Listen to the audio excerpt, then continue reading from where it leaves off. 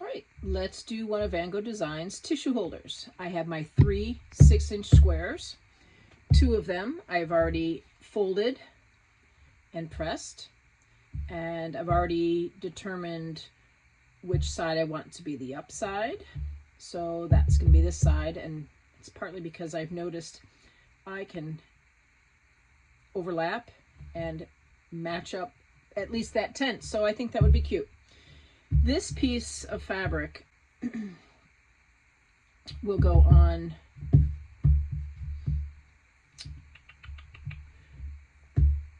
some fabric. You could have the square any which way, so you just have to decide. My holder I'm going to orient with it overlapping this way as opposed to overlapping that way.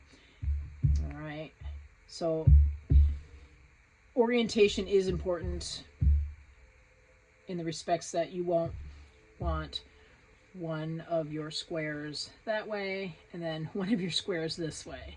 Do you see what I mean? Because he's head up this way and he's head up this way. So just pay attention to that if you have a directional fabric. That's what I was trying to say. Okay, so I already have my hoop set.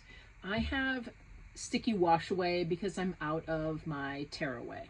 I don't use it very often, and as I was making some of these, I used up the last of it. So I'm using my sticky wash away, so I will have to wet mine when I'm done, but I can still show you that too. All right, so let's get started. I have my fabrics, my tape, and I am going to show you how to put a tab in there. I'm using paracord because I use paracord for everything. I did remove the insides of the paracord and I melted the ends, so that's ready to go. You can also make a little tab out of your fabric. That's perfectly all right as well. So let's begin. First step, I have my pattern on my machine, and the first step is just a placement step. I have my 2 pieces. I'm going to place my first one down. The folded edge needs to be brought to the center and crossed just slightly over the center line.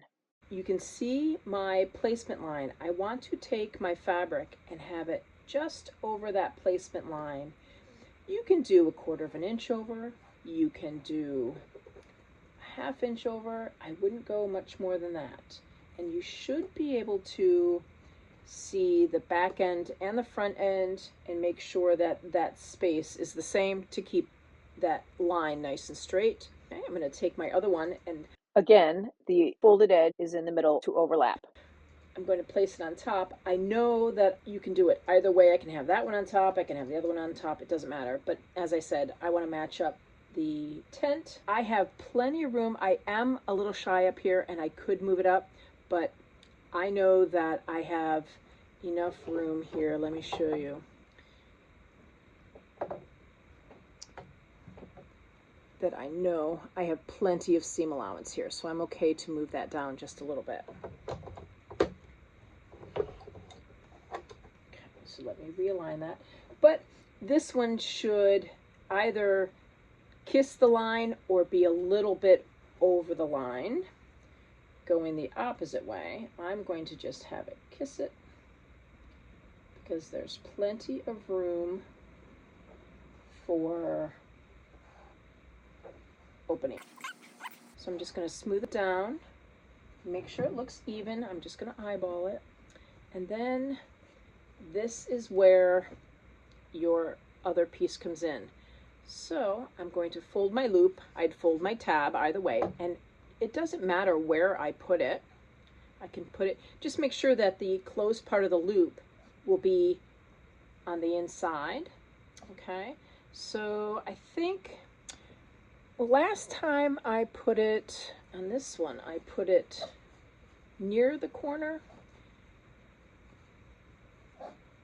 but not on the corner. I didn't want too much stress on a seam because I like to hang it. But I think what I'll do is I think I'd like it up top, the short end.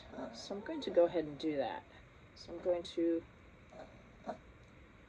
tape it onto the top of my holder. And I could tape it so the ends were like close together. You want to tape it so that it doesn't get pulled away. There you go. Okay. So I'm just going to check to see that it's in the middle. I want to go ahead and put it close to the middle. I don't think it'll hurt the seam. It's not like it's holding anything super heavy. You know, your tissues are pretty light. So there. So I have it taped in.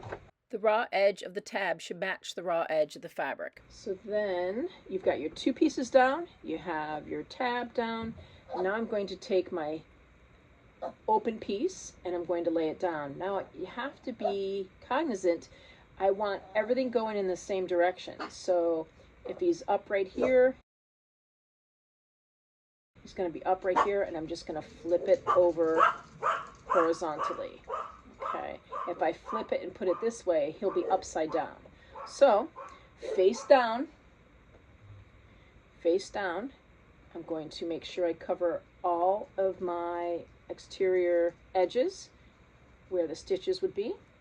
And then I want to tape down my edges. That makes sure that it doesn't have any bumps or so it doesn't shift. I'm going to have a little bit of a bump because paracord is a little bit bulkier than, say, a fabric tab or a tab at all. Tape it down well. And then here's the second step. Let's go ahead and do that. And I know he's not going to be hit by my hoop. I've already checked that out.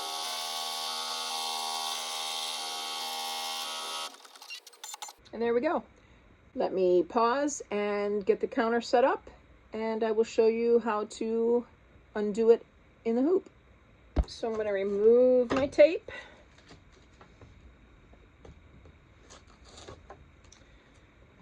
And remove it from the hoop.